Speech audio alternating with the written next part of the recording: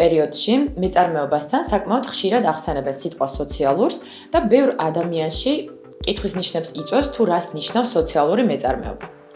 პირველ თავში ყველა ის დაინტერესებული ადამიანი და განსაკუთრებით ახალგაზრდები შეძლებენ მიიღონ პასუხი ამ შეკითხვაზე, თუ რა არის სოციალური მეწარმეობა და რა განასხვავებს მას ტრადიციული მეწარმეობისაგან.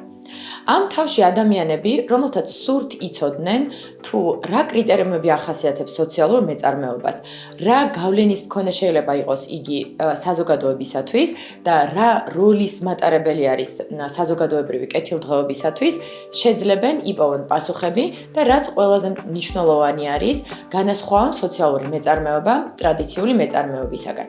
მეწარმეობა ზოგადად გარემოში ნიშნულოვანი ღირებულების შექმნას გულისხმობს, თუმცა სოციალური მეწარმეობა ამ მხრივ კიდევ უფრო მაღალი გავლენისაა, რადგან მას შეუძლია გარემოში მოიტანოს ცვლილებები, დადებითი ცვლილებები, რომლის დანახვაც გსურს და რაც ყველაზე მთავარი არის, ადამიანების ცხოვრება შეცვალოს უკეთესობისაკენ და იზრუნოს მათ კეთილდღეობაზე. ამ თავში დაინტერესებული ადამიანები და განსაკუთრებით ახალგაზრდები შეძლებენ გაიგონ, თუ რატომ არის სოციალური საწარმო იმგვარი ტიპის საწარმო, რომელიც ბებოებს ეხმარება მათი მოქსოვილი ქუდების რეალიზაციაში და პოზიციონირებს როგორც სოციალური საწარმო.